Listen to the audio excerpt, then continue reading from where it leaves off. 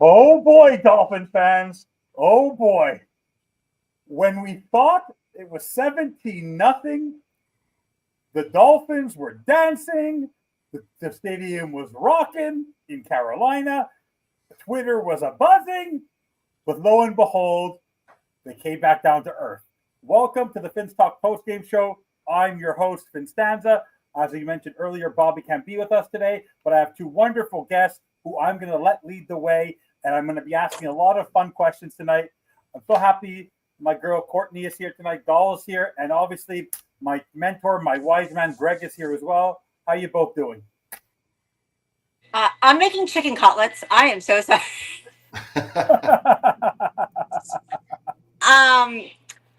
But yeah, I'm numb. You're numb. I'm numb. Greg, how are you? I wish I could say I was surprised, but I'm not. You know, I mean, it just bad teams find ways to lose, and bad teams find ways not to take advantage of everything that was given to them. All right. We talked the pregame show. First 20 minutes of that game was basically picture perfect for Miami. And then for 2.5 quarters after that, they basically just stopped playing offense. And I don't get it. They should have been blowing this team out. And instead, it was a one-score game at halftime. And then by the time you got the ball in the second half, you were only up 4. You let a bad team hang around after playing horse crap for 20 minutes to give you guys everything that you had. And this is what happens. You let bad teams hang around, you're going to lose. I appreciate everyone watching so far. Don't forget to like and subscribe. Ray, my buddy Ben, my buddy Aubrey, DSG is there. You'll probably write HN as number 1, but we're going to talk about that. So, guys, once again, the Miami Dolphins have a chance to win a football game. This is the third time in 4 games that they had a chance. As bad as they played, it's crazy how X turns. And I know you're on X a little bit, Greg, and I know Court, you follow it as well.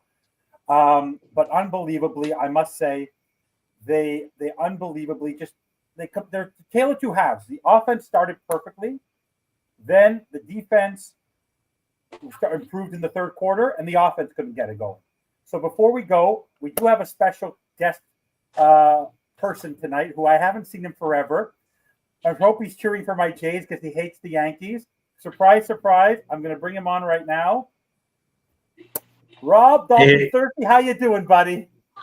I can't complain. Hello, Courtney and Evan and Greg. How are you guys? Hey, Rob, it's good to see you. Yeah, So same Rob, here. I wanted to just ask you, Evan, I'm rooting for the because I Blue gave them Jays. each the Anyone chance. that plays the Yankees is my new favorite team, so I'm Thank rooting you. for your. 2-0 Yankees. That's why I'm wearing their hat, and I'm wearing Expos to represent. As a Red Sox Rob, fan, it's against my religion to ever root for the Yankees. So, how are you feeling after this game? It's awful. Like you said, you basically summed it up right when I hold on. Let me close it. You basically, I'm going. This is my son's room. I'm overtaking. Okay. But you summed it up. Bad offense, bad defense, doing stupid penalties even on a kickoff. I mean, it's just not a well-run, smooth machine, and it's just awful. Tua had wide open Waddle. He misses when he could put the bed. Oh, he can't do it in the clutch. He could have put that, at least gone and beat them, a bad team in the clutch. He couldn't even do that. It's just frustrating. It's just, it's frustrating. And then the defense, I mean, goodness gracious, I think they're one of the worst defenses I've ever seen with the Dolphins. And not even in the tank season, the first few games were shaky because we were, just signing guys off the street and putting them out there. But that defense, I don't see this defense improving whatsoever during the season. It's bad. Yeah. So I just want to go quickly over the stats to give you guys some perspective, because as Greg said at the beginning, and I was texting with Courtney and with you, the Dolphins dominated the first, I would say, 20 minutes of that game. Because until 10:38, they were 17-0, and they were rolling. But then next thing you know, there was a flip. We literally had 2 turnovers. The turnover battle was 2-0. That alone should give you a significant lead that you should be able to hold on to. It turns out, and we were dominating the time of possession. Next thing you know, we were out. They had 65 plays. We only ended up with 53. We only had 248 yards of total offense. We ended up giving after the first quarter. We ended up giving over 1,400 yards of offense, 418 yards of offense. We outdid them in passing, which is fine. Our yards per play, but we made more penalties. Our rushing, our run. We always talk about how our run offense was actually a good thing for us. 14 rushes for 19 yards. No, they were awful. It was absolutely unacceptable. Embarrassing. Our time of possession ended up being almost even. They ended up having more time of possession. But when we look at the stat level, Tua may have had a 122 passer rating, but what does stats tell you? He was 27-36 for 256. Yeah, Bryce Young was not great, 19 of 30 for 198. But Rico Dowdle, if I guarantee you asked any Dolphin fan that was at the game, who is the running back today for the Carolina Panthers? Rico Dowdle. I go, who? The man ran for 206 yards on 23 carries. The world just opened for him. It was unbelievable. You heard it was just absolutely incredible. McMillan is phenomenal. Waddle had a good game. H.N. had a good game. But, Greg, remember you always once said, you have to get the ball to your best players. So from that 10:30 on, almost to the fourth quarter, you never saw Waddle. You never saw Waller. And on the defensive side of the ball, once again, what did we talk about, Greg? And I also want Courtney and Rob to say, and to answer me. But once again, what did we talk about last game when we didn't play a very good Jets team? When Jordan Brooks and Minka Fitzpatrick and Rasul Douglas and Ashton Davis and Ifatu Melafanu and Jack Jones and Terrell Dotson, I just named 1, 2, 3, 4, 5, 6, 7 players, 7 defensive players ahead of your D-line who had more tackles than your D-line guys. Our D-line, that is absolutely hilarious to me. How is it actually possible? Courtney, you go first, and Rob, and then Greg, I'll let you just explain it in more layman's terms.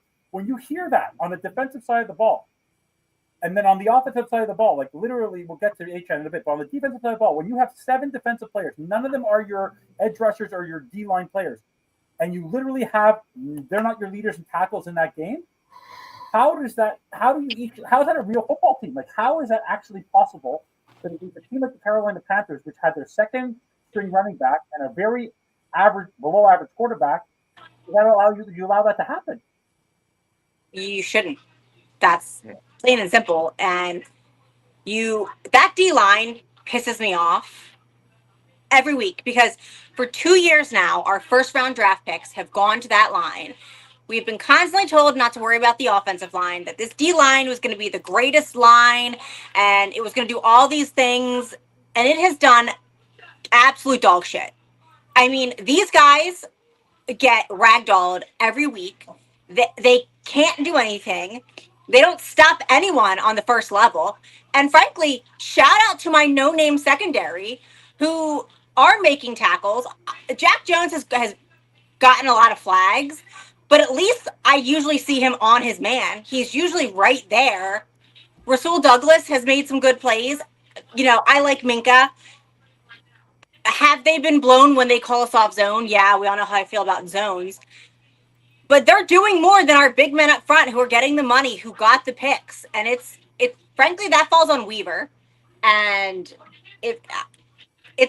I have no words for it. Like it's frankly, it's embarrassing when your defensive line gets manhandled every week out. Like they are the pansy group. They're the pansies. That's what I'm gonna start calling them now, the pansies. Because if you watch your film and it doesn't infuriate you to watch yourself get ragdolled on national television every week, then you aren't a man. And I'll stand on that. Like, get angry, get fired up, do something. But they can't. And then we'll talk about offense later. Yeah, we're gonna that's who really gets. I can't even be as pissed at this defense. Like, they weren't great, but they weren't the reason we lost this game. They kept us in it. If we didn't have 6 straight punts, and we scored on even half of those, we would have won this game easily. Or even if they killed the clock a little bit, it was all 3 and outs. Yeah. Like, I can't. I can't be as mad at them. Like, it's embarrassing, yeah. And like every NFL team has our number that we can't stop the run. That's been pretty much clear, but they aren't the reason we lost this game. So, Rob, you probably knowing you go and continue, like Jack Jones had a rough game. Rasul Douglas had a rough game. We lost Terrell Dodson to a concussion. But what are your thoughts on this D line and like literally the inability to stop the run? Like this is think about this. This is not James Cook.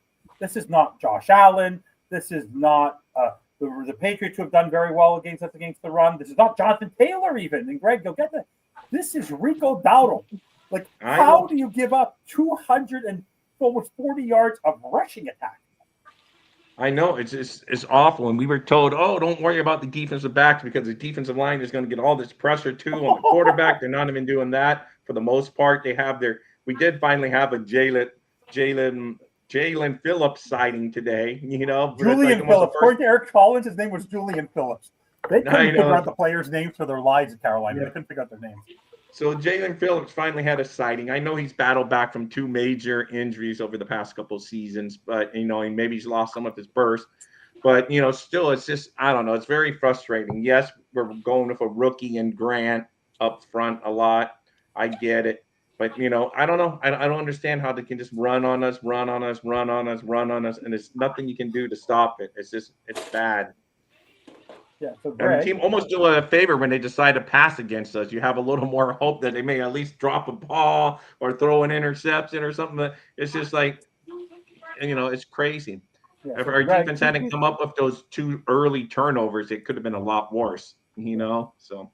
Yeah, so Greg, explain it to me like I'm a 5-year-old, okay? And take all the time that you need. 17-0 lead. Defense has that ability to have that cushion, but how is it that they are so? We're not a Christian Wilkins or a Jalen Ramsey away. It literally can't take 2 players make up the entire defense. But like Zach Sealer's still there, Chubb is still there. Can't blame the injuries. You can't. How is it literally possible that a team has a 17-0 lead? Remember, you actually said they couldn't score 3 touchdowns. Well, they scored 3 touchdowns. I got the points right. I got the 24 points right. I just didn't realize that the defense would be so gassed because we would punt 6 times.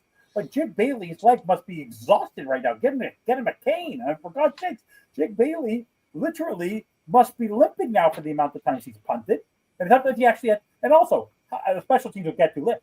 Just to get him out of the way. Like, how do we take penalties on special teams as much as we do offside or like all of that? But like, explain to me what the heck is going on with this defense. And it can't just be the personnel is bad. I know the personnel is weak, but how can you not adjust to the point where you have a second string nobody getting that many carries and running for such ease? Well, there's a couple things going on. All right. We talked about a little bit about it in the pregame show.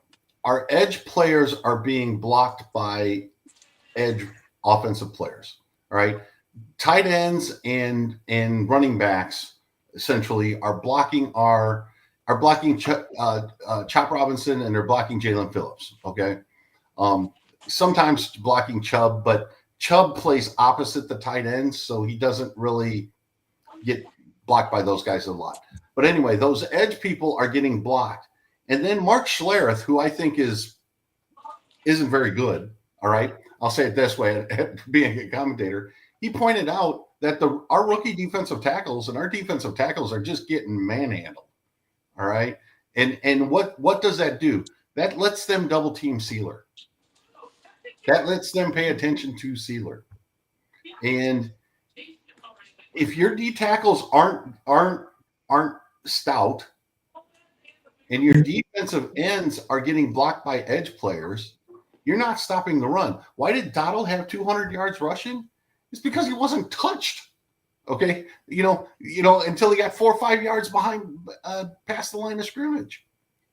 All right. And if I'm going to criticize Weaver about one thing, his refusal to bring a safety down to stop the run. Okay. And putting, I mean, maybe he's still worried about his secondary and giving, isolating them and putting them in man situations, but he's not dropping a safety down. There's not that 8th person in the box. And I don't get it. You cannot get gashed like this. They rushed the ball for 32 times for over 200 yards. They averaged close to 8 yards a carry. All right. Mark Schlereth was on a broadcast saying, just run right. Run right. It was like all day Just long. run the ball to the right and they can't stop you. And they stopped at some point. They played mercy with us. Well, yeah, but again, I talked about coaches being too, making the game more complicated than it needs to be. Again, as a coach, if you can't stop something, I'm just going to keep doing it. But every now and then these coaches are like, well, they can't stop it, but I want to see what else I can call on my play sheet. I honestly didn't understand it. No, you're 100% right. Heeman said when he was with Denver, they just basically ran 6 or 7 plays the whole time, and that's all they needed. They never tried to get fancy and stuff. So Rico Dowdle had 9 yards of carry. That's absolutely crazy. But it is at some point you have to drop a safety down.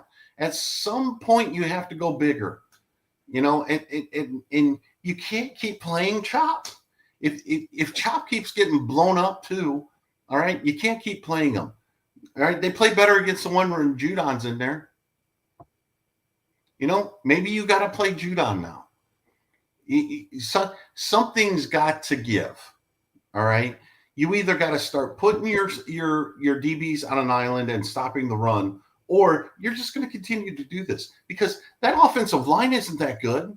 They were without arguably their best guard. They were without their best running back, and they still put, 200 plus yards on you. And then another thing, okay? It was 31, there's basically a two-minute difference in time of possession, okay? Miami had the ball for 15 of the first 20 minutes, and they had 13 the rest of the time of possession, the rest of the game. Yeah. All right? That's a misleading stat. It looks like the time of possession was balanced, but no, Carolina dominated the last 40 minutes of that game. Time of possession. You can tell. 10:38. After 10:38 of the second quarter, the defense spent so much time on that field because they kept on converting on third, second, and third. They were gassed. Because by the time, also, this, if you have a guy, remember Tyreek, Greg, and I know you know this from an offensive side. Remember how we used to see Rob? You know this. Remember how often you see Tyreek running, and then right away after that first down, he'll get off the field and he runs off to the sideline because he's gassed. The defense is chasing the running backs, and then they keep on. It's literally they couldn't catch their breath because the offense couldn't stay on the field, but the defense was gashed. Yeah, and that's what I mean. If you look at the stats as a whole, it looks like it was a pretty balanced, game. It was 31-29 or whatever it was time of possession. But no, it was 27-13 basically to end the game in favor of Carolina. They had the ball twice as long as Miami did. You take out those first 20 minutes of the game or whatever it was, and it's ridiculous. Yeah. So overall, though, how do you? Because even during the course of the game, if you remember that play when you texted me about Jack Jones holding on to McMillan and they didn't throw it, and then they picked up the flag. That was even a gimme. Think about that. The game that was a very lucky play. And the Dolphins didn't take advantage of it, Rob. We were actually given I don't love the call on Chop Robinson, on rolling on his leg. Now we're so protective of quarterbacks, but at the same time, this defense also makes so many boneheaded penalties. They have to hold on for dear life. Even Zach Sealer today, that holding penalty was absolutely atrocious. But he was so gassed. The Dolphins, it looked like they had no legs, wrong. Do you see the same thing? I feel like they were just they go we're back on the field again. We were just on the field. They don't have Rob. What do you think? Do you feel like the defense is as bad as we think it is? Is Weaver as bad as we think he is? Is it the personnel, or is it just the fact that there's no balanced attack on this team? So when the offense is doing well, the defense is in vice versa. But how do you solve this defense? Even if you were to bring somebody else in, is it the concept in your mind, Rob, or is it something else? What do you see when you watch these games? Because I know now you're watching it from more a 10,000 foot view. So what did you see today? Because remember, this is the worst offense I think we've seen. I think that there was a little more talent with Garrett Wilson and Brees Hall and Braden Allen and Justin Fields a little bit. And then you had, obviously, the Bills. The Patriots have Drake May and Rondé Stevenson, who are division games are tougher. Daniel Jones had Jonathan Taylor and Michael Pittman. But this is probably the worst offense you've seen all year. And this is the worst defensive performance, I think, by far. So what do you think, Rob? I think it's basically, listen, coaching and schemes always has some aspect of the game. Bottom line, though, it's the players on the field, personnel. And I don't think, really he's been given a full complement of solid defensive players, Reaver, so it's kind of hard to judge him because I just think, last year at least, we had Calais Campbell to fill in where Wilkins left off, and this year we got a rookie that's obviously struggling, so they can run up there on us. And like Craig said, it's just our edge rushers aren't even beating, their coverage at all. It's just ugly. So I'm not, could maybe Weaver change up some stuff, like he said, and bring down the safety but I know their concept. They're probably like, oh, we're afraid of getting beat big, but I would almost rather get beat big on one play than watch a team just ram the ball down your throat over and over again. So, and then, there's a lot of things that can go wrong on a throw down the field. You can miss, as we know, our quarterback. So, you can miss. So just don't let a team run you down. So, yeah, if they start throwing on you, okay, then, but other than that, bringing the safety up, I really think it's personnel at the end of the day. We just don't have players that can get it done on a consistent basis. It's ugly. So, coaching always plays a part because, like in the old days, they used to say, Bum Phillips used to say about Shula, he can take hism and beat yoursm and yoursm and beat hisism. But, I think those days are gone. A lot of these teams more or less know what each team's going to try to do each week. It's pretty much everything's out there. So it comes down to what team has the better players. In other words, Chris Greer needs to do a better job of acquiring better players and keeping the good ones that he does get. We see Doll's back and she's smiling. Yeah, I want to ask her this question. So I was laughing because you said Chris Greer needs to do a better job at drafting, and that's literally physically impossible for him.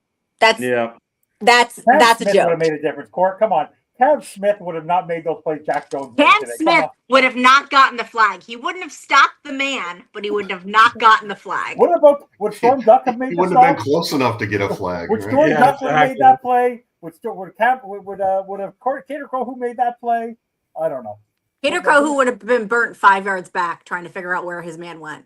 I actually, tell me if this, I think Kenneth Grant, not just because he's a bad player, but he also had, who was the guy who was picked early in the draft this year that he was playing next to that everyone loved at Michigan, Greg? Who got drafted? Oh, Mason something, right? Mason. Yeah. So, why am I on the tip of my tongue? It's like Mason something, but I don't remember. God, what's his name? Mason Graham. Mason Graham. Yeah, Mason Graham. So, was it Mason Graham? Yeah, Mason Graham was something like that. He's on the Browns. Yeah, so I think that what I want to make the correlation, and tell me, Dolph, if you agree, we're learning now that Kenneth Grant is Zach Sealer in the sense that Kenneth Grant was good because he had Mason Graham.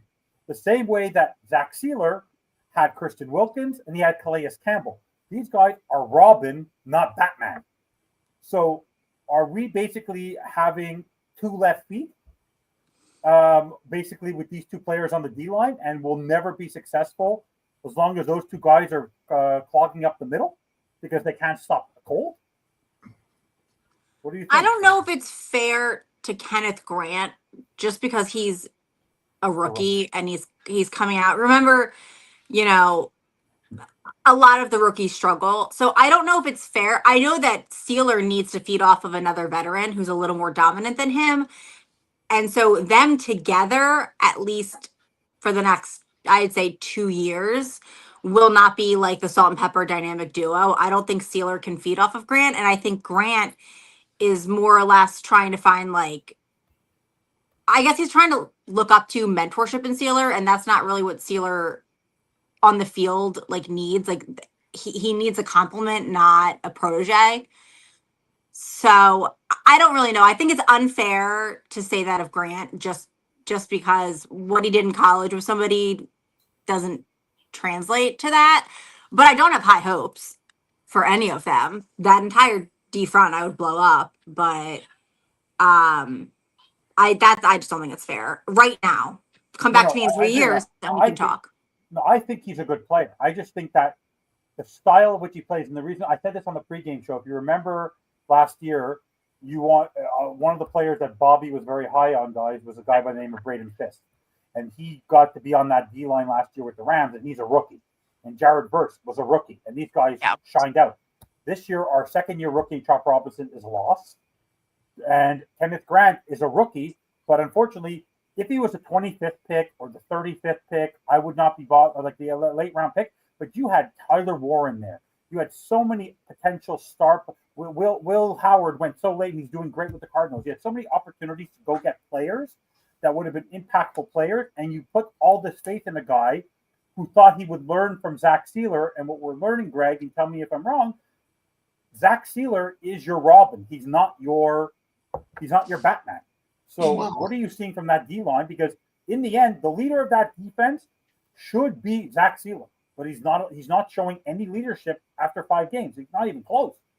This is his worst performance through 5 games going back to his first year with the Dolphins. Well, the way the defense is being played, all right, and before Weaver and even with Weaver, all right, it's basically a defensive tackle gets double teamed and they work up to a linebacker, right? Well, Wilkins got double teamed, Sealer got double teamed. But what they could do is play off of each other is they were hard to single block. So it was kind of a pick your poison.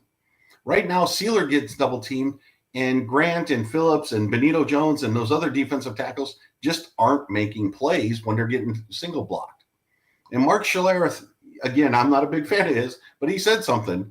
And I've been saying this about defensive tackles as well. When you get to the NFL, you finally have to learn how to play, because there's maybe a handful. All right, if there's 100 Division I-A football teams, all right, there's 200 guards. Of those 200 guards, there's maybe 4 or 5 that are worth a crap that will play in the NFL. Most NFL guards are offensive tackles in college. All right. So they are playing a level of competition that they just haven't played at until they get to the NFL. So that's why it could take them a couple of years. But the fact of the matter is they're getting single blocked, and they're getting single blocked badly. All right. That is just caving in that front offense. And Sealer then getting double teamed, working all the way up to the linebacker, that the middle of the defense is just getting caved. And then when you get Chop Robinson and Jalen Phillips being blocked by a tight end, essentially not making plays as well, bad things happen. That you get Dotto running, 5-6 yards downfield before first contact. That's why he gets 200 yards.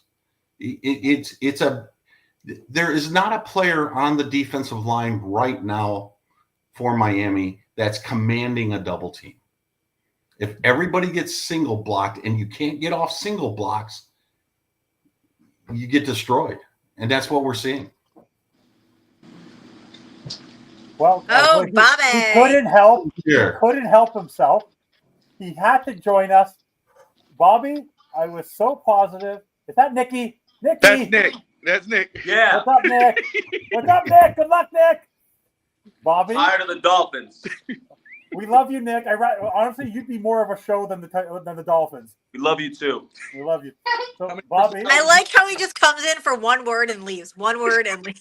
Well, he has to save his voice. He's my hype man. He's my hype man. I said, dude, I know we got to go, but I got to get in here very quick. Okay, Bobby, initial thoughts, defense, offense. But we're talking right now about the defense. But how does this happen? How do you take a 17-0 lead?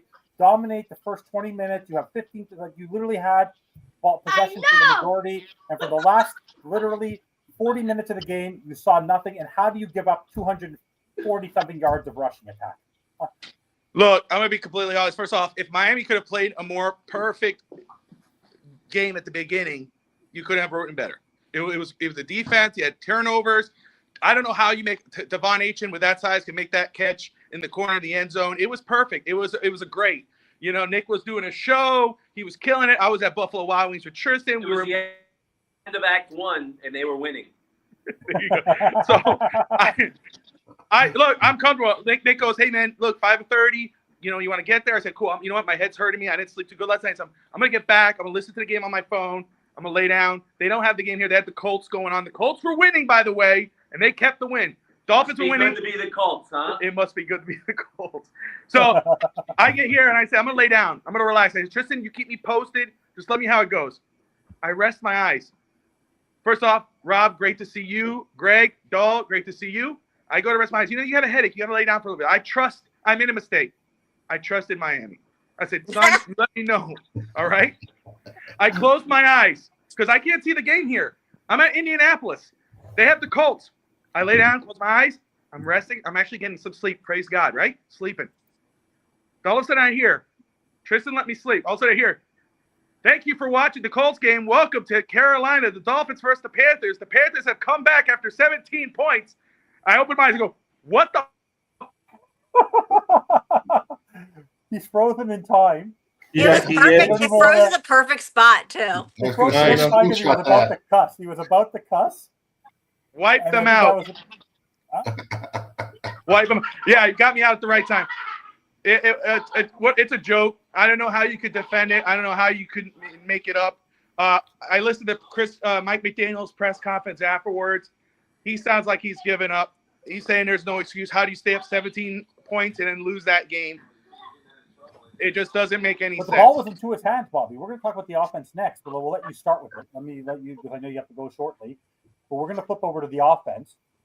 Tua, after scoring, and by the way, you know what I didn't like?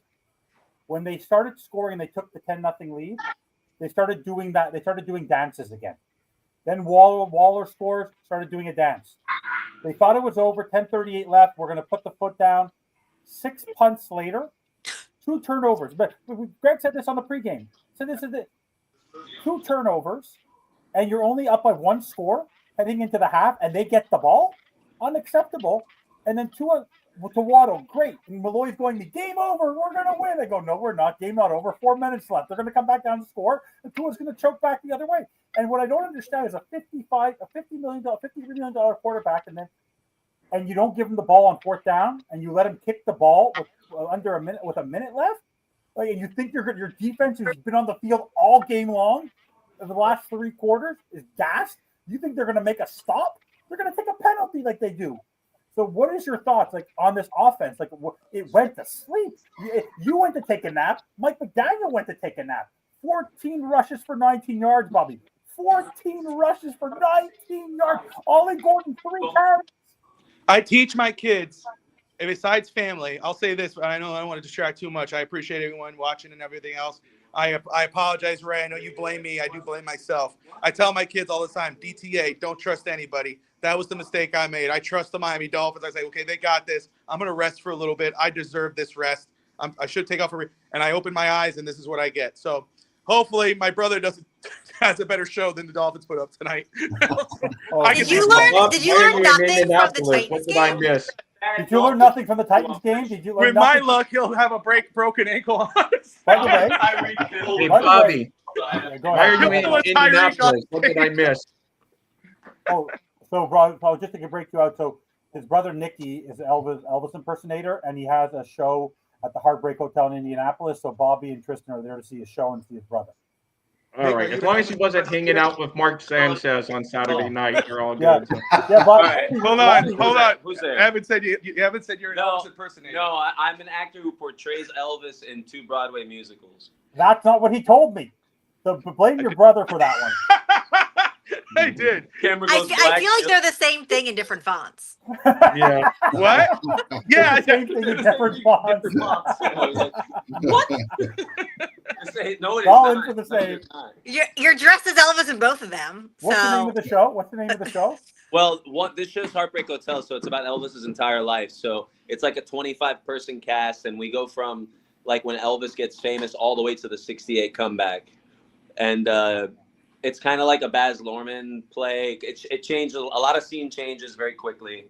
Yeah. Bobby, is Nicky the middle or the oldest?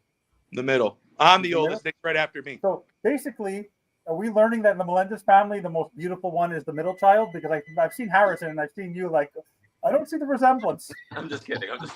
Does Evan have a crush? I love Nikki. I'm just teasing you. Yo, Do you? look at this beard. What are you talking about? This voluptuous beard of Zeus. The hell are you talking about? I'm teasing you. I'm teasing you. Please don't shave it again. Yeah. I know. I'm Don't sorry. shave it again. No, but Bobby. Bobby. Talking let me got ask pissed you- too. I Yeah, gotta be Bobby. careful. The women on my life all get mad when I shave. I can't do it. But Yeah. So, by You're the way, heading out? how do you? Let me ask you, Oh, Bobby. I don't know. Well, By the way, I just want to appreciate everyone for watching. We have over 200 people watching all across YouTube, Twitter, so everywhere. We have some great Carolina Panther fans, guys. They're much nicer than Dolphin fans. I'm telling you, they come in, they say we played a good game. It's very nice to see whether it's Jerry. Panther fans are awesome. They've been And great. so are the And Mark Colts is fans. great. Jarius, and it's great to have them here. But Bobby, like offensively, did Tua shit the bed again? Did Tua shit the bed again? Did Say he one crap more the bet on that last drive? Did Tua basically? I don't care what his stats are. 122. He's had 3 chances, Bobby, in the Buffalo game, in the New England game, and tonight against this probably the worst team he's faced all year. Outside of the Jets, because the Jets we already had the lead. He's had 3 chances to come back and either tie or win a football game, and he's crapped the bed on all 3. Is Tua just a mediocre quarterback now because he can't close it? I don't care what his stats say. He can't win football games. He had the chance. Let me 6 tell punts. you. Wait. What I've answered this question, I don't know how many weeks in a row. Tua is who I thought he is. That's it. He's not going to win you the football game. If you think Tua's going to put the team on his back and win you a game, you have another thing coming. I think we have to let that dream go. When the lead was lost and the game was on the line, it was done. When I saw the way it was, I didn't have no trust in Miami to win that game. To those who still believe that and again, Tua could have good games. We've seen it. He had a good game last week, and he had a solid game today. Again, like I said, but the numbers it's when it matters. That's the thing. He could put up good numbers. He could have a good game, but does he win the ball game when it matters? And he didn't.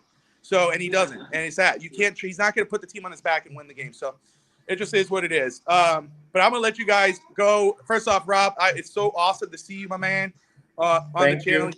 So cool to see you. Greg, as always, awesome to see you, brother.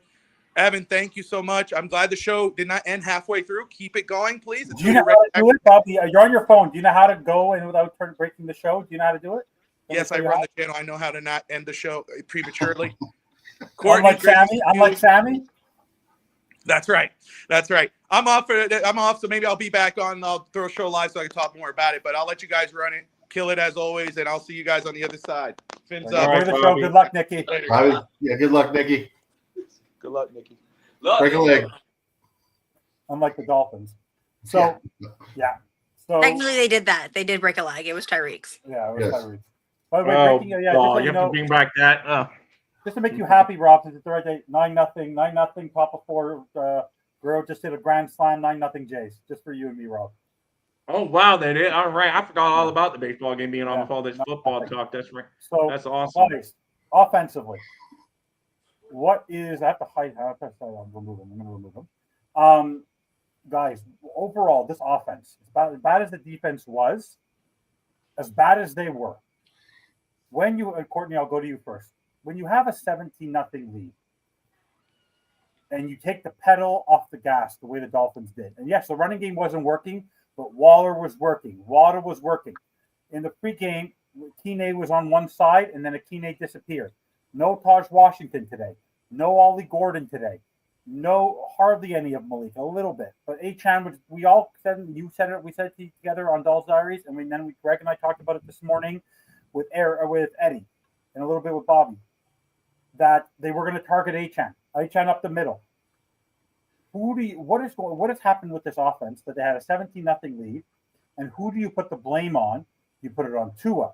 You put it on McDaniel. Like, where do you stand right now? And do you blame the offense more than you do the defense for this loss?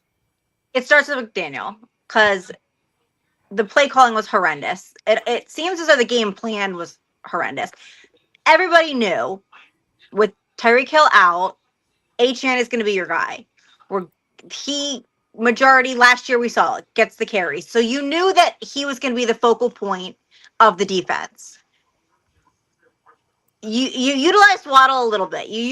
But why is it every carry are you giving it to Achan? Why are you running him up the middle still? You have a great back in Ollie. Why is he only getting 3 carries? And why do I still see Achan trying to run up the middle?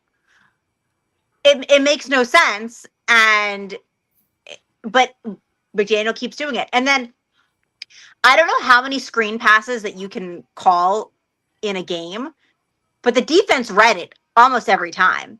I mean, it's no secret what you're going to do. And then you wonder, why is it not working? But you just kept doing it.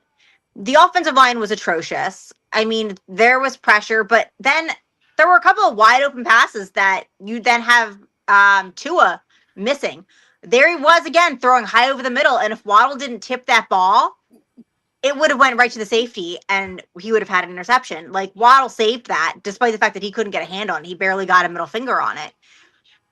But it starts with McDaniel. It wheedles down. Tua's not going to win you games. Tua is not somebody that when your back's to the wall and you need a win, you need to go downfield. I have less than 0 faith in Tua that he's going to get it done.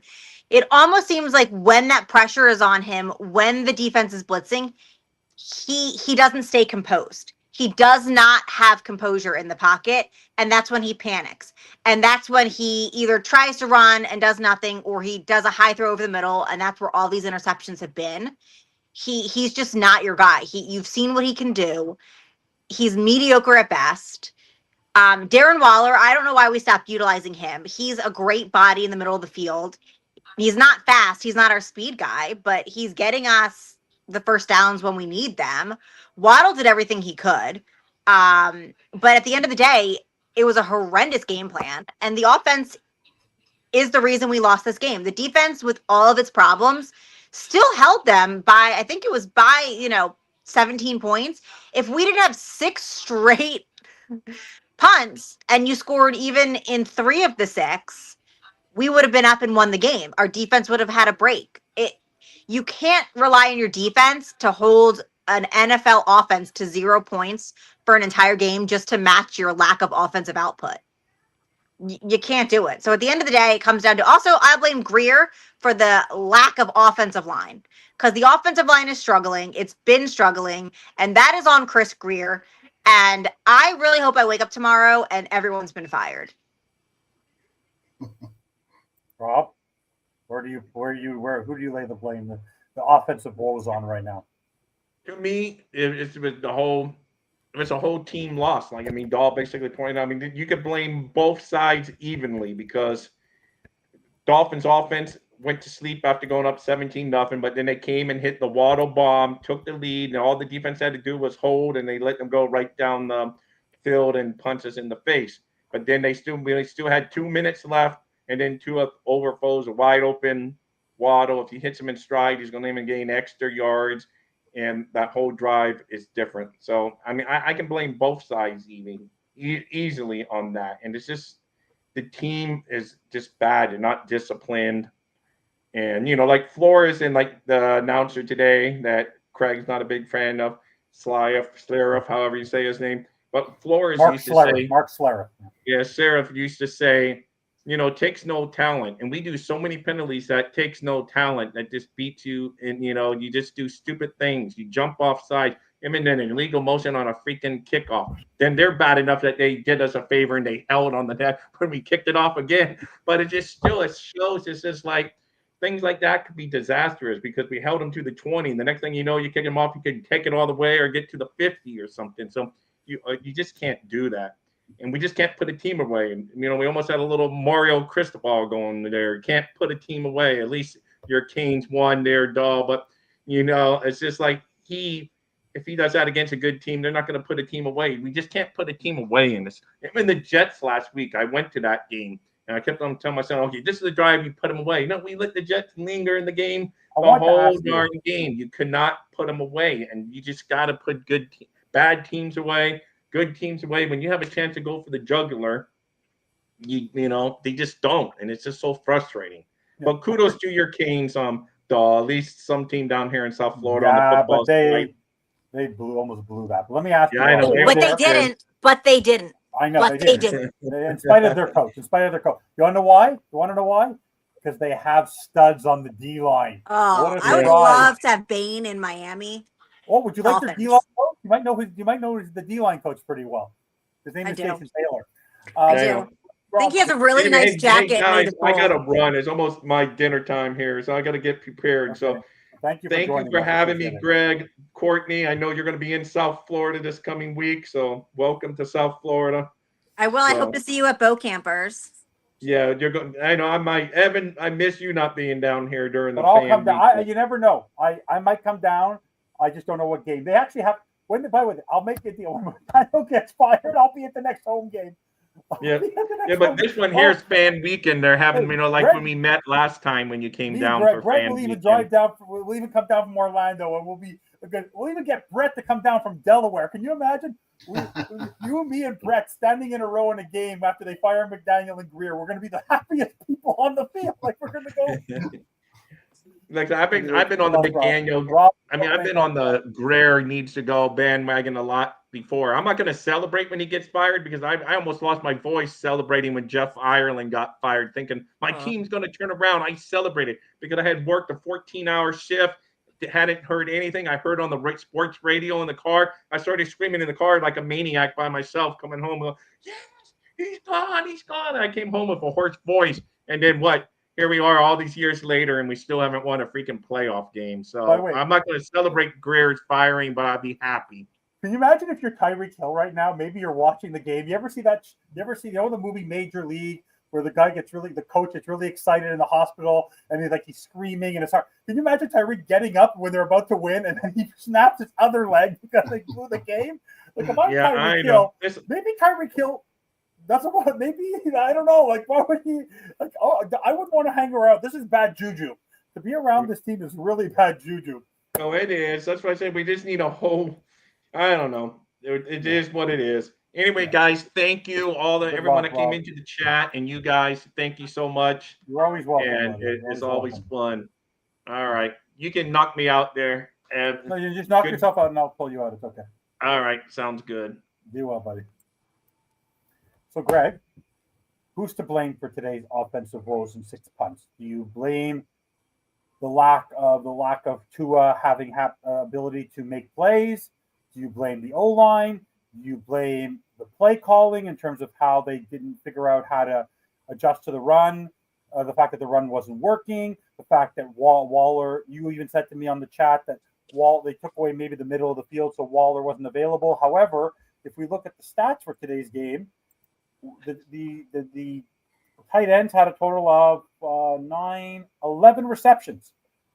Our wide receivers, by the way, do you know that Tyreek Hill and Malik Washington, the tight ends had more receptions than the wide receivers? Oh, yeah. So what do you do to explain the lack of use of the tight ends? And when I mean Waller in the second, after he scored the second touchdown, and where do you lay the blame today for the offensive woes? So, I want to watch the All-22 when it comes out, but it seems to me that they took away the middle of the field, all right, where Waller was activating. That's why everything was outside, and it just looked bad offensively, all right. Tua not making plays, again, with players that were open, okay, and not just the last drive, but other drives as well. He was focused so far on going outside, but I am one of these people who doesn't blame the O-line for everything, every bad thing that happens on offense. But there are some things that just irk the hell out of me, all right? There were a couple pressures today, one by each guard, okay, by basically missing their block and allowing quick inside pressure. When the center was working away, what do I mean, all right? If you're a Seven-Aya, and you're a little left guard, if the center is working to his right and not paying attention, you can't get beat inside. Okay? If you're gonna give up pressure, make it outside of you instead of right at the quarterback who can't move. Okay? That's happened several times this year now, where I don't know what the hell they're being taught. On this protection against this defense, you cannot get beat inside. You got to take a hard inside set. You can't get beat inside. And not only are they getting beat, they're getting beat quick. All right? You can't let that happen. All right? I understand that Tua's not the greatest on the move or anything like that, but there are certain things you just cannot allow as the offensive line. And that's happening a couple of times. Now, for the most part, I thought the offensive line did pretty well in pass pro. Tua had time to throw. He didn't execute a lot of throws. His arm, honestly, on the run. You see how many underthrows, guys, he had? Like, he underthrew the ball. And when he had time, he almost overthrew the ball. I mean, the catch, Greg, that Courtney made a good point that he deflected. The one that Waddle, when he got a little bit injured and was being pulled off the field, Tua missed him there. Tua missed him completely there. If it wasn't for Waddle getting up there to make a beautiful catch, and Achane, he didn't put the H. You said Achane in space. Look at Achane, like that, Courtney. That your guy, that catch in the End zone? last two touchdowns. What he did, what Waller did, it's not Tua. That's the player. No, that's them. That's them. Yeah. Right. If Tua's superpower, like everybody's saying, is throwing on time and accurate, he sure as hell is not being accurate on a lot of these throws. And you know, again, we can blame the O-line on a few plays here and there, but overall, he should be playing better. Now, I blame the offense for the loss because you cannot have – you're up 17-0. You give up a touchdown, it's now 17-7. All right? Your next 5 possessions, 3 plays, 1:37, 3 plays, 2:37, 5 plays, 2:32, 3 plays, 1:41, 4 plays, all right, 2:09. That's your time of possession. Those are your next 5 possessions. That's insane. That's insane, right? You the only way you lose games without turning the ball over up 17 at any point in the game is by not getting first downs. 0. And that's what Miami did. 3rd and long. All right. And then here's the thing. All right. Their next possession, they score a touchdown. All right. But it was only 3 plays for 1:28 because of the big play to Waddle. All right. Then they end the game. 3 plays, -7 yards, 56 seconds. They had like 1 possession out of their last 7, the last 2.5 minutes. You're going to get killed that way. Their defense is not going to hold up. Yeah, You got to get first downs. Can I ask you this question? Because did you hear the stat? Eric Collins was saying it throughout the game. By the way, you know how like there's an A broadcast and there's like a Z broadcast? Talk about homers for the Panthers. But by far, that was like a month. I think the announcers at the games you go watch for your son. That was a horrible do a better broadcast. job. They were awful. Horrible. Did you hear the stat? The Miami Dolphins are the #1 team in 3rd and long. Okay, Conversions. Explain that to me. How is that a good stat? How is that a good stat, Greg? It's not a bad stat, but they were also like 2nd in the league in 3rd down conversions percentage. All right, they're converting 49% of 3rd downs. That's good. You want that, but they're not getting first. Their inability to string together went up. Their inability to string together first downs and just take some time. You know, they lost the game on those 5 possessions where they had the ball for less than 10 minutes and they punted every single time. They didn't turn the ball over. They're up 17, didn't turn the ball over and lost. You know how hard that is to do? Unless you're a Dolphin. Unless you're the Miami Dolphins. That's hard. That's very hard. All right. And against a team that's 1-3. This isn't a good team with Bryce Young. Yes. and Dowdle and McMillan. By the way, McMillan's going to be a star. McMillan is phenomenal. McMillan's a nice player. Leggett was great today. But no, like, how do you, in theory, when you hear that, Courtney, best third down conversion in 3rd and long conversion, regular 3rd down, we're 2nd in the league. But the fact that we're getting to that many 3rd downs in a game, to have that kind of percentage, you know, when you go play sports, in order to be recognized in that stat line, you actually have to be in that stat line a lot. The Dolphins have as many third downs as they probably have first and second.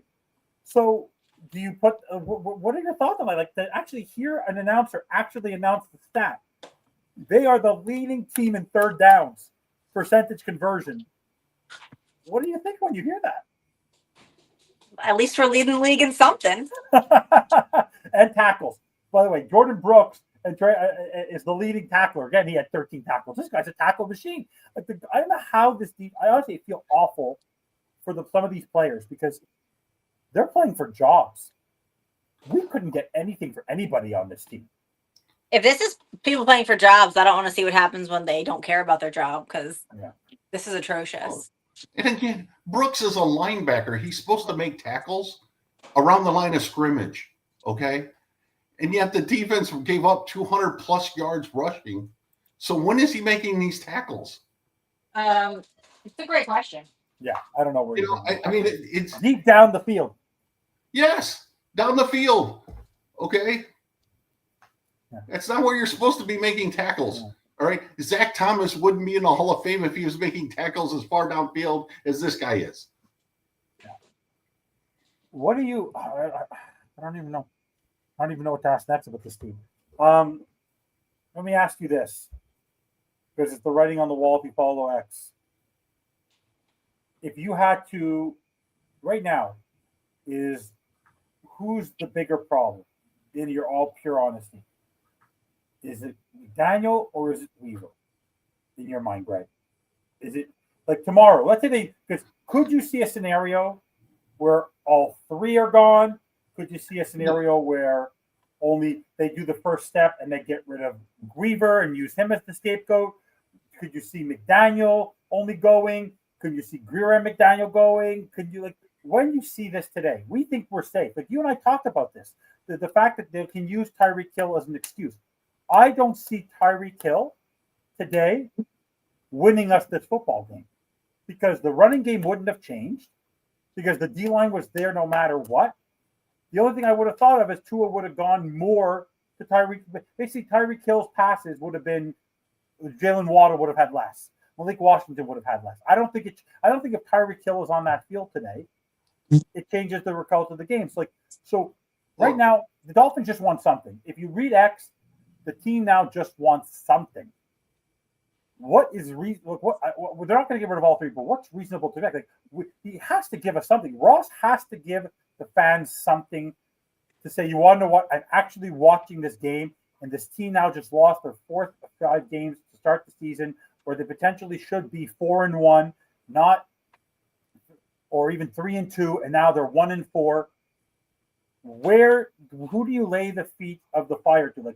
What could actually give some sense of motivation or semblance for this team to actually be competitive?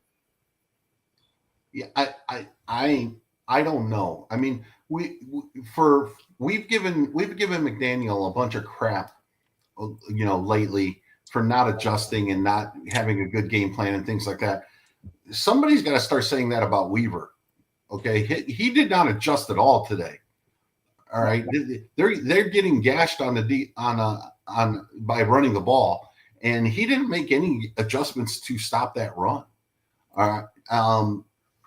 It's just bad all over the place. What are you going to do? You either got to bench somebody, and by benching somebody, it's got to be probably Tua, all right, or you're firing coaches. And McDaniel's probably going to be safe from that, but guess what? Weaver might be gone. I disagree. If you want to give the fans some type of hope, otherwise, there's going to be Charger fans in the stands in Miami, and you're going to be able to get tickets for that for $10. All right, if you want to go to that game. And that's what Ross is going to be paying attention to. This is fan club weekend for Dolph. Well, first of all, I am going to that game. Yeah. So they asked the question. What was the question here? Someone just wrote above here. Boyd Confidence do not attend the next game. So JT, just to break it to you, of all the games for this to happen, I called this. And I go to myself, you want to know what? If the Dolphins win, am I regretting not going to fan club weekend? Maybe there will be some motivation. They're 17-0. If they pick up a 30-0 win, or a 34-13 win. What a beautiful thing. They're going to have a great time next week cheering. It's fan club weekend. This is where the most fans. People cannot get refunds for these tickets. They won't be able to give them away. It's going to be bow campers. Like, how can you actually party next week at bow campers on Oakland Park Boulevard on A1A, singing and dancing about the Miami Dolphins next week, when they just lost to the Carolina Panthers and Justin Herbert, the quarterback everyone wanted over Tua, is in the building. And the coach that Stephen Ross always wanted, Jim Harbaugh, is on the other sideline.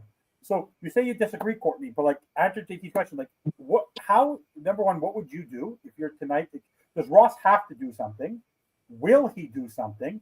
And if he doesn't do anything, what would it be? What would it feel like for you to be in the stadium or to experience fan club weekend next week, knowing that this team is 1-4, going against Justin Herbert, and the owner is not listening to the fans? One, yes, he needs to do something. Two, will he do something? Probably not. He's Stephen Ross, and he will take it off. But it needs to be McDaniel. I don't think that firing Weaver is going to appease the fan base, and I don't think it's going to fix any of your problems. Your biggest problem is Tua and that offense. They're all too chicken shit to ever bench Tua, because then they would have to admit that they fucked up by signing him to that deal, and they're not going to do that. So Tua is at least safe the rest of the year. The scapegoat has to be McDaniel. He is in charge of this team. This is his team. Every facet that's failing goes up to the head coach. It has to be McDaniel.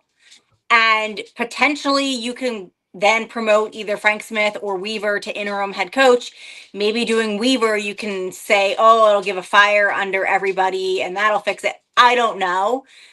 But I think the only way to appease anybody is it has to be McDaniel. As for fan club weekend, I'm going for the vibes. Yeah, I'm going because I'm meeting Planty and Ash and Tiff and all the girls for the first time. And I'm meeting everybody that I interact with on like a weekly basis. I'm finally meeting people and putting names to faces. I am not going there to celebrate the Miami Dolphins. They just happen to be there. Did I pack a Miami Hurricanes outfit for bow campers? I sure as hell did. Panthers. Whatever. I haven't decided which one I'm wearing, but if you see me rocking my Miami Hurricanes hat, that's fine too, because at least they're playing at the same stadium and they're at least winning games. Not prettily, but they're at least finishing out the games. But I think it's going to be interesting. I'll have to report back on what the vibe is in the stadium. I think that it's going to be a lot of defeated fans. I'm kind of hoping for some booze because I'll chin in on some booze. And, I hope the ticket sales plummet. I hope that they're like $20. And I hope Stephen Ross realizes like, oh, wait a minute. I actually have to care about this team. And I actually have to make correct personnel decisions because if my team is losing, fans aren't coming. No one's buying it. The stadium won't sustain being your stupid F1 track and hosting the goddamn World Cup. Like, that is great for a one-time hit, but when it comes down to it, you want to make the money, you want bread and butter, you want to sell the merch, you want to sell tickets, you have to produce a winning team, and you have to start making smart football decisions, and he just has not done that. And I think he really needs to take a hard look in the mirror, and do I think he will? No, but I'm excited to see everybody down there. And frankly, the amount of alcohol I plan to consume, I'm not going to be feeling anything. Yeah, so let's counteract this. It's a perfect timing, Greg, because I actually had the question ready. People are saying, and what Spartacus Maximus just said it, Mark just said it, Tua stats. If no one saw the game and they lost, and they see Tua stats, which I'll give you, and the stats are 27 to 36, 256, 3 touchdowns, 3 sacks for 27 yards, 122 passer rating. They look like good stats. But explain to the people watching why those stats and why stats in itself don't define good quarterback play. Because Kirk Cousins has had great stats in his career. Lots of quarterbacks have had great stats in their career and haven't won Jack Lee. So when people think Tua had a good game, please explain why we all think, the three of us on this panel, don't think he did at all. Well, then he had a good game within the stats window, right? I mean, look, you look at that, in isolation, and you say, yeah, you didn't lose because of the quarterback. But again, a good quarterback doesn't have 5 straight drives where you basically have two and a half minutes or less of possession and you punt 5 times. Not when you're up 17. He didn't make a play in 5 drives. All right. In the middle of the game, when you had a chance to basically put the game away. All right. Great pass to Waddle for the touchdown to win it. Broken coverage. He recognized it, threw it. Touchdown. Great. Okay. He had 2 minutes. He got the ball back with 2 minutes left, 3 timeouts, needing a field goal to tie. He misread the coverage on the first play. The second play, he missed a wide open Waddle that should have been an interception if Waddle doesn't tip the ball. Could you imagine Twitter had that gone intercepted? Well, yeah. All right. And then on the third play, he had enough time to make a play. All right. I mean, the offensive line, it wasn't great. He didn't have 5 seconds to throw the ball. Okay. But he had 3.5 before he got sacked. He had enough time to make a play. And he didn't. By the way, just so you know, Greg, this is the funny part. He said about our offensive coordinator wouldn't abandon the run when the pass was working well. Hate to break that to you. His name is our head coach because he won't give up the play call. So getting stats in the beginning of the game, getting stats, on drives and stuff like that really don't matter. In the last 4 minutes, in the last 2 minutes, when the ball's in your hands, you got to make plays. And he's repeatedly this year, last year, when he's had that opportunity, he hasn't made enough plays. And the Omar Kellys of the world and everything else will say he leads the league in completion percentage. He'll be top 5 in passer rating and so on and so forth. And this team won't score enough points to win. I mean, at some point, it's got to fall on the quarterback.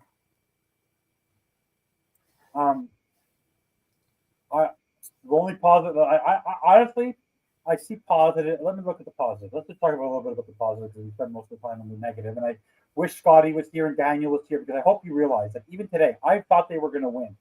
And you want to know what? It looked pretty good for a while. But then the coaching, as much as you, before we get to the positive, as much as you want to praise the way they played, the penalties, the one on special teams, the one on Brewer, Savanea was getting mauled, the one on Sealer, the interference penalties, the holding penalties have called. How many defensive holding penalties did we take today? Well, yeah, the lack of discipline of this football team. Because you know what happens, Greg? What you know what causes holding penalties? Number one, the only comment that Schlereth made that was smart today. If it involves no physical skill to line up properly. Like to get disciplined penalties and to put your players in positions to succeed, that doesn't involve skill. That involves coaching. So before we get to who you guys, I'd like to give you guys some studs and duds today before we call the show, and then we'll talk about the plan for the week. Well, explain me the penalties today. To that point, though, all right, look at the stats. Look at the team stats. Carolina had 26 first downs today. 6 of them were by penalty. Yeah. All right. How many first downs did the Dolphins get by penalty? 0. All right. It matters. Okay. When you're not that good, okay, you got to make you can't be making mistakes like that.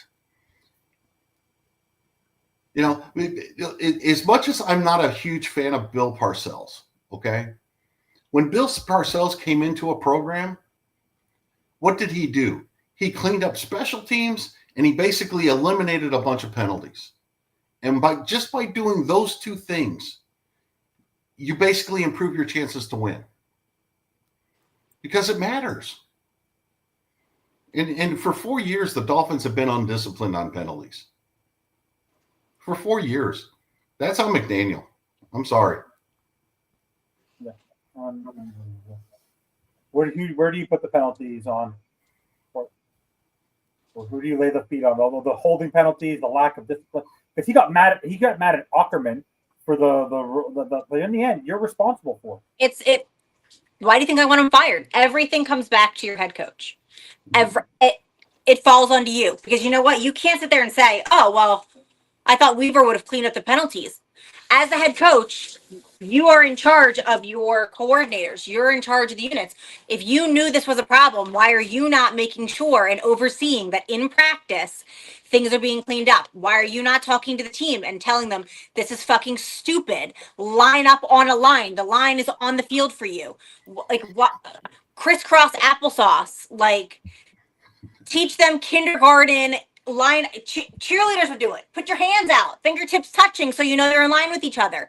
Why are you not making them do stupid stuff like that in practice? At the end of the day, you can get mad at whoever you want, but you as the head coach, it comes down, what have you done to make sure that all of these units are disciplined? And the answer is nothing. So you have nobody to blame but McDaniel, and obviously the guys themselves, because it's also the players. You know, some of these stupid penalties are on the players. I think that a couple of the ones on Jack Jones were bullshit. I think that he had good coverage. I was glad when they took that PI off of him. I think the chop penalty was actually stupid. He made a tackle. You can't help it how you roll as you're in the middle of a movement. I think that's more of the league being soft, but at the end of the day, it falls on McDaniel. What do we talk about next? I can give you a positive if you need a positive. So give me, we haven't done this in a while. It's hard to find it, but because there are individual players who stood out. Yeah. And there are players who really crap the bed. So if you had to, I'll let you, Greg, I'll let you go first. Or actually, I'll let you, Courtney, go first. And then who are your 3 studs and who are your 3 duds for the Miami Dolphins? Name me 3 players you actually were happy to see perform and they actually did their job in spite of the loss. And then which 3 players you just, if tomorrow you could basically leave them in North Carolina and say goodbye, who would they be? Okay, so my studs, obviously Devon Achane. He will always be my stud. He's reliable, and I don't blame the lack of the run game on him. Jalen Waddle is my number 2, because everybody was wondering how we would fare. Is he up to the number 1 role? And I think when it came down to it, he was there. He was reliable. He made the plays that we needed him to make. And I don't think that, really, he saved an interception, even though he didn't catch the ball. So Jalen Waddle, I think, showed up, and he's great. And again, I'm going on special teams positive, because at least we get something. I get it, the penalty, but I like Malik back there. I like Eskridge. I like both of them as returners, and that's because I hated Braxton Berrios. And I think that they do on a good day. And even today, we don't start with crappy field position very often this season. And I'll attribute that to them. My duds are McDaniel, Weaver, and Chris Greer. Not even players. Not even the players. I don't even care. Well, players, I mean, can the entire defensive line be number 1? Can they all be one person? Yes. Them.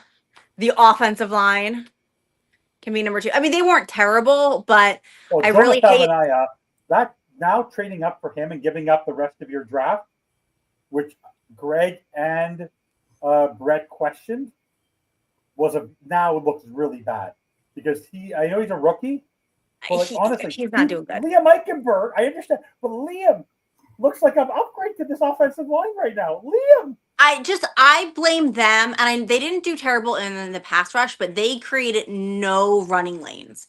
We really, I blame a lot of it's a 2-part, because the lack of the run game, I blame on the offensive line not creating the lanes, but I also blame on McDaniel for not putting Ollie in and running it up the middle and just put him in an I formation and just have him go and give him a couple of tries to get warm. Stop battering Achan. Achan is going to be in the slot. He's going to be your end around. He is on the outside. That again falls McDaniel on not putting the right personnel in the right plays. But that's got to be my 3. I mean, I have to do whole groups as one because I don't think there's just one individual player that was just so bad. It was more of a group effort. Greg? Yeah, I'm for a half, Waller, I thought Waddle played well today. All right, really well. So I'm going to give those two as pass catchers. Okay.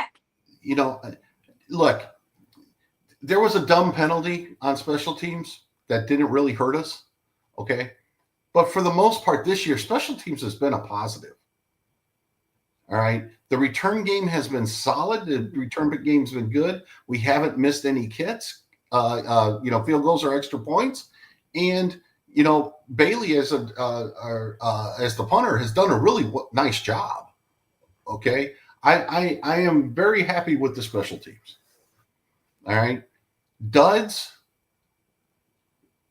at some point, all right, we're 5 weeks in. At some point, a defensive tackle has to make a play.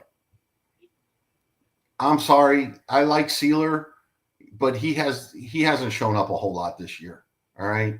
Chop Robinson, dude, do something. Okay. And then, our first, if you don't get production out of your first and second round picks, okay, it's really hard to be good in this league. And right now, our first and second round picks from the last 2 years are some of the worst players at their position in the league. By a mile. Okay. We can blame Greer on it, but, look, Grant maybe wasn't the 13th pick overall, but he was going to go in the top 2 rounds. Okay. Which means he should be making a play. Chop Robinson should be making a play. Joseph Savaniah shouldn't be the worst guard in football. Okay? At some point, these players have got to do something. All right? And I'm sorry, Curtis and I had talked about the Savaniah and his footwork and stuff like that, but just basic, fundamental offensive line play. If you've got no help to your inside, you can't get beat inside on a pass rush. I mean, it's football 101. He should know this from his days in high school. And like I said, at some point, draft picks got to perform. And our draft picks right now are playing like horse shit.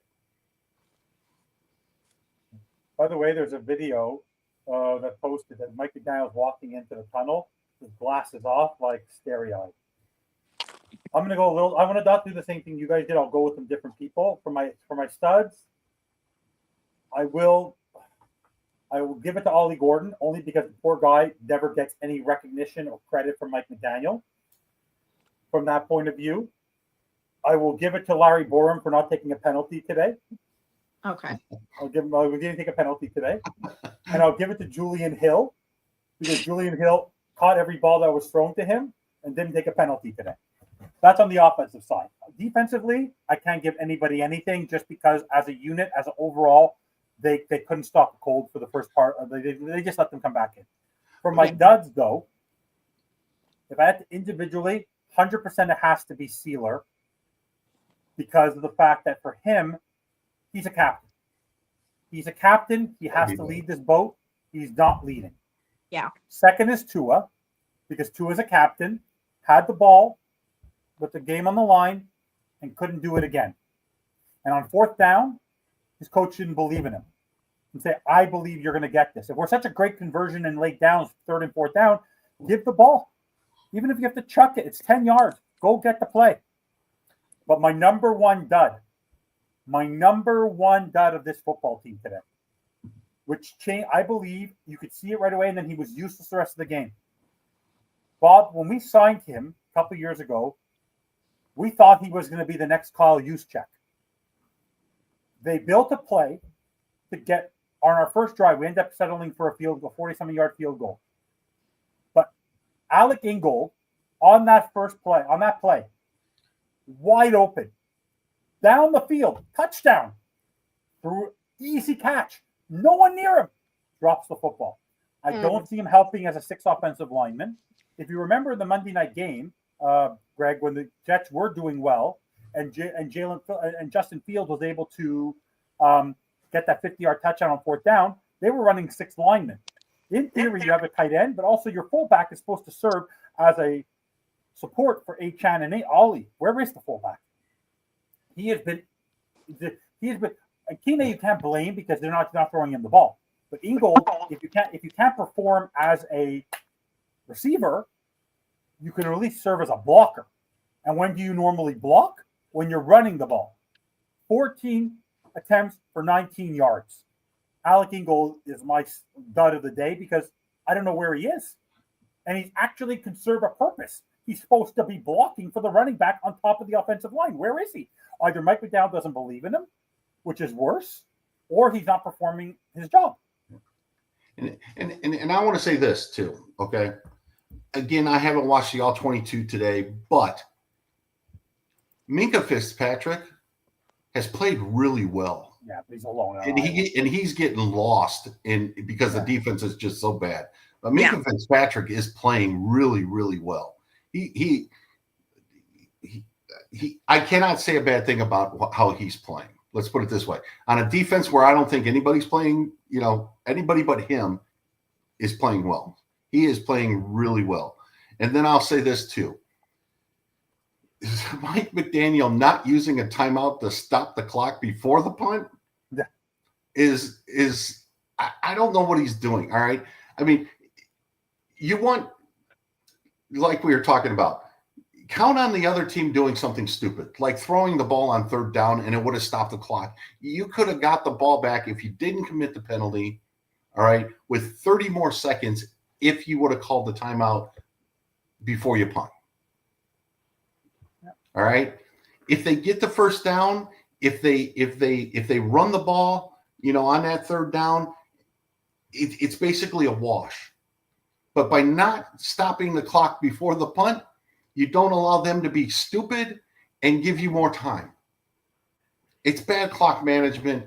And as a former coach and as somebody who cares about clock management, how coaches do game time, that kind of crap just irks me. I'm sitting on the couch. I jump up off the couch, timeout, and they let the clock run. It's like, what the hell are you doing? As a coach, you got to give your team the best chance to win. Yeah. And you got to manage the clock better. It just irks me. Guys, we're over almost an hour and a half, 90 minutes into the show. We've made up some good content. Over 225 people watching us currently across all platforms. We appreciate everyone who's watching. Before we say our final goodbyes and our final things and what our plans are for the week and where you can find all of us, always remember that we're now 1-4. 1-4, and we've lost to the Panthers, the Patriots, the Colts who got demolished, and we lost to our daddy and Josh Allen. Remember, with this play, I'm not going to read the whole thing, but remember, as we look to 2025, our football operations will continue to be led by Chris Greer and Mike McDaniel with my full support. Their positive working relationship is an asset to the Dolphins, and I believe the value of stability. However, continuity in leadership is not to be confused with acceptance of the status quo as good enough. We will take a hard look at where we have fallen short and make necessary changes to deliver our ultimate goal of building and sustaining a winning team that competes for championships. Mike McDaniel said, we thought we were prepared. We thought we were prepared for this football game. So, Courtney, when you hear this, and if they don't do anything tomorrow, is this franchise just a joke here? Are we now just, as fans, are we basically part of the joke and part of a theatrical show that Nikki Voss and Nikki Melendez is now being a part of? Because this doesn't feel like real life anymore. That if you performed at your job, Greg, you have a very important job. I have an important job. We work very hard. We work hard for our families. If we performed at the level that Chris Greer and Mike McDaniel did, would we still have jobs today? First of all, I have an important job too. So Yeah, I don't know. I think you have an important job. I said you had an important job. you said Greg had an important job. No, I said you had an important job first. I actually selected you first. You have a very Okay. important job. Um, I said you have an important job. I I'm actually. not a homemaker. I'm proud No, of I you. know. for all the I'm hard just giving work. her a time. I think that we are only as good as our ownership, and I think our owner. It shocks me that he has as much money as he has, because I would be shocked to see that he runs his actual businesses the way that he runs the Miami Dolphins, because there's no way that you would allow this performance, this many, whatever the corporate term is for like quarters or whatever. There's no way that you would look at the returns and say, yeah, we don't need to make a change. Somebody would have been fired.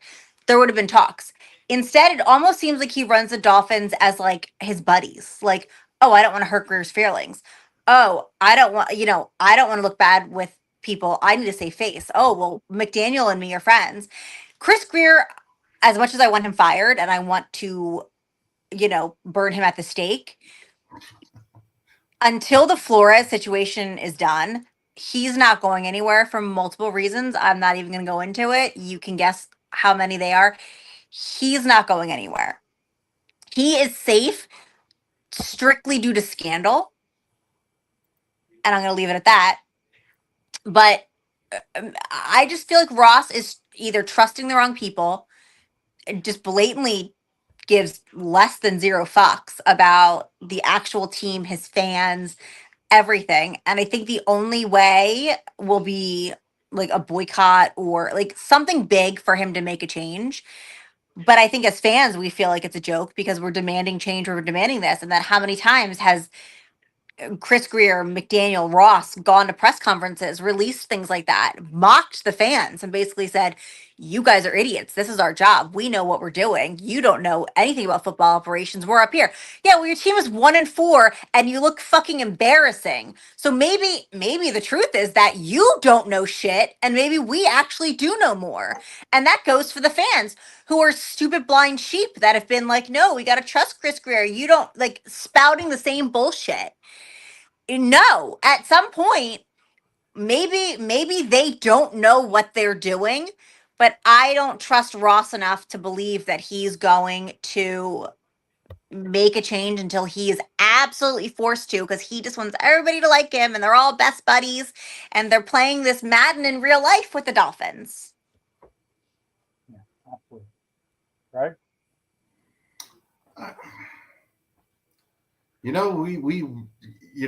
The off-season survey of the players and stuff like that. We got the best organization, the best facilities. Everybody, everybody sings "Kumbaya," and they're just everybody's happy all the time, right? I don't get it. I joke around and say this often. I can be the GM and the head coach of a team that doesn't win. I mean, they're the ones that are supposed to be good at this and they don't, they're not. So the worst thing to happen to a franchise is basically apathy. All right. Where the fans just are like, I don't care one way or the other. And we're approaching that again with this team. And it's going to reflect in the ticket sales. I think it's a heck of a barometer. All right. The New York Jets game, Monday Night Football game, all right, with basically everybody in South Florida coming from the Northeast and New Yorkers for the most part, right? And you could go to that game on Monday Night Football for like $20, okay? Just to break it to you, right now, $25 American to get in. That's right now. The game just ended. It's $25 American to get into the stadium for fan club weekend.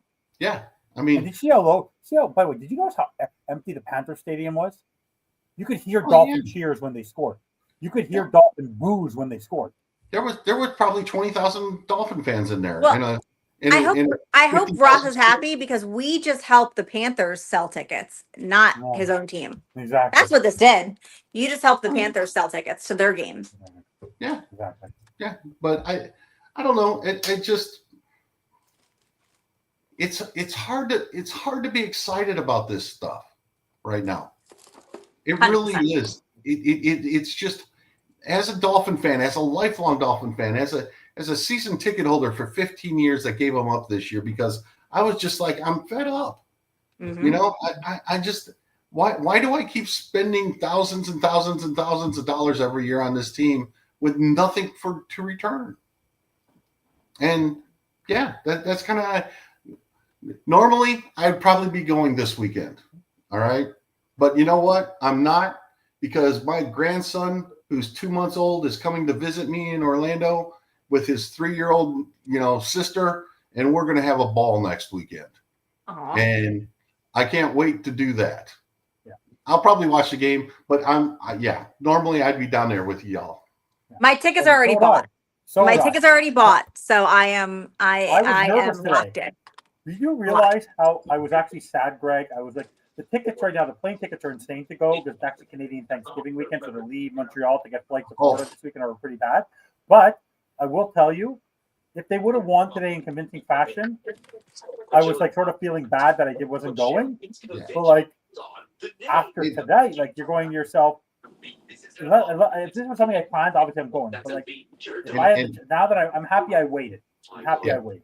But let me do this as a public service announcement for all Dolphin fans who are traveling for this. Okay, there's a government lockdown. That means TSA is not getting paid. Lines at airports for security are going to be outrageous. Starting when? Basically, it could be starting any time now. So I hope you're not traveling for work. Huh? For the next 2 weeks? Look, I travel for work every week. All right. I am home the next 2 weeks because family's in town. All right. So I'm missing it. But I even saw it in Vegas this past week when I was there, and in California when I flew home. So you're leaving for the airport now? I'm screwed because I have a very early flight and our security checkpoints don't open until 3:30 a.m. That's when the first TSA opens, and my flight boards at 4:20 a.m. They're gonna have to let you through. No, but then they have to let you through. They can't fly without. That means all of you. But even if you have clear, Greg, even if you have clear, or look, I don't have pre-check. I don't have clear. I don't fly enough. Yeah, so I have pre-checked and clear. That helps me, okay, because I get put to the front of the line. But I'm just saying, if you're flying down, give yourself extra time because they could have 30 lanes that you could, X-ray machines that you could be going through. It might be down to like 10 because that's all the people that showed up for TSA that day. Well, I am screwed because like I said, I only have an hour from when they open to when I have to board my flight. I believe in you. I'm sure they'll let you through. You're the first flight out that day. They'll let you through. I'm just, as a public service announcement, just be aware because again, I travel every week for work. All of this stuff is happening. So, on that note, the Miami Dolphins are 1-4. We thought they would. Both of us, we're all numb. I watched this game, like Courtney said, like Dahl said, numb. Greg, I think you and I had the expectations. I thought they would win today, but I'm not surprised that they didn't. Right now, we're heading into a week with Fan Club weekend. Who knows what will happen this week? I think it will be a very long week for the Dolphins if they don't make changes tomorrow. Any final words, Greg, before we call it a night? No, I mean it is what it is. If the defense isn't turning over the offense, they're not stopping the offense, and we keep seeing that week in, week out. Last week they beat the Jets because they created 3 turnovers. Well, they needed to create 1 more today. They only created 2, and it wasn't enough.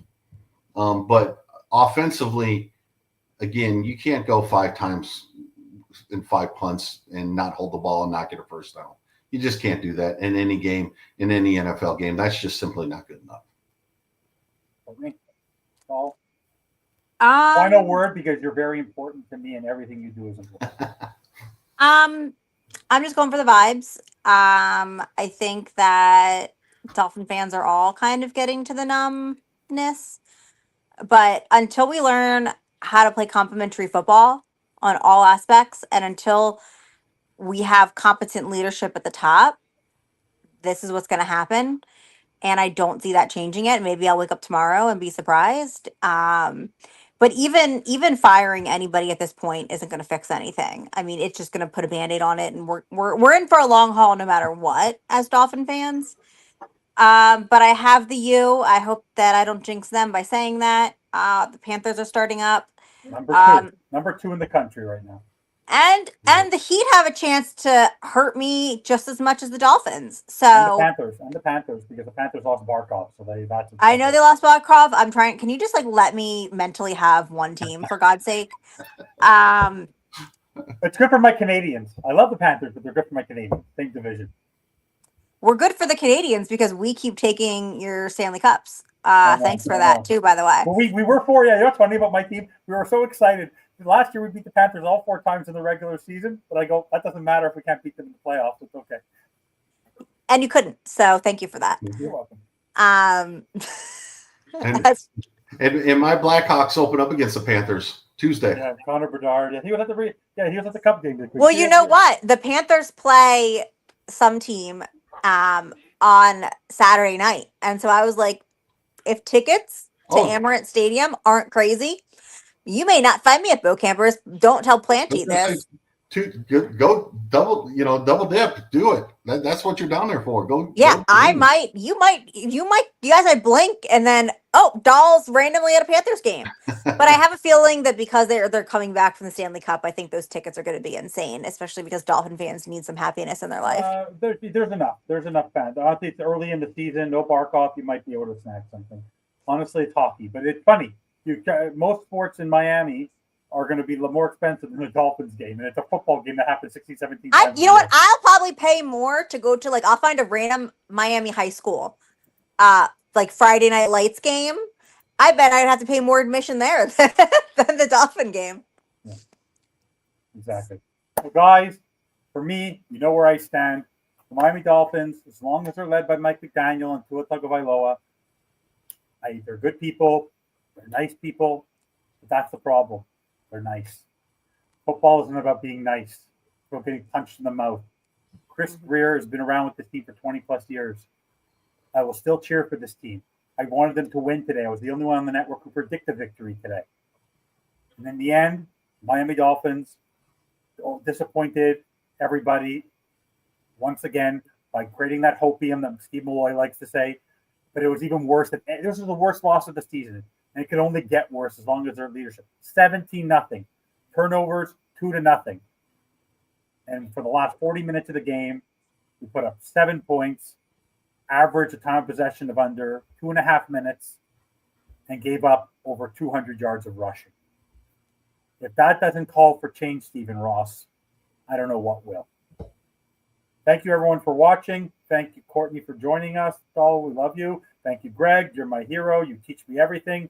Brett, I used to appreciate you, but you never show up to any of these shows. So we have a show, Courtney. I don't even notice on overtime. It says sometimes Brett. Next time we have a show, it's never Brett. So I don't know what to say. Guys, it's hard to say this, but subscribe, and as always, thumbs up.